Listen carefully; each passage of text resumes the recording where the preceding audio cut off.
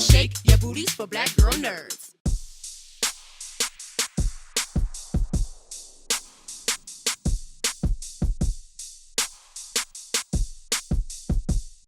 Yep. Hi, Jamie from Black Girl Nerds. Hi, how are you? Good, how are you? Good, very good. So how excited are you for just seeing all of this come together? I mean, you are working on Infinity War, and Civil War was so huge for us.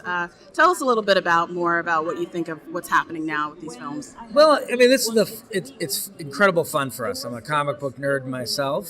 Yes.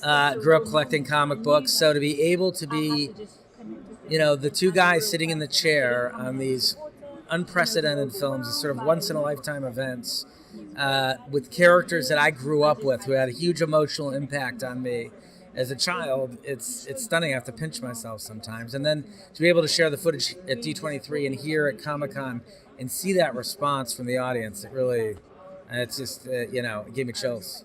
Do you still actively read comics as you're, writing more of these films and preparing and doing your research? Absolutely. I always want to stay in touch with what's going on in comics. I started collecting in the late 80s and then through the 90s, and so I watched as sort of the golden age and silver age of comics were slowly converted and deconstructed and turned into postmodern books and independent books. I collected a lot of independent comics as a kid as well, but also just to see heroes reinvented.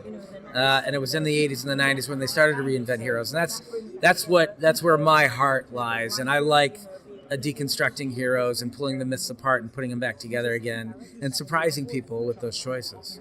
Well, we expect a lot of surprises in Infinity War. Great, you should, because there are a few. Yeah.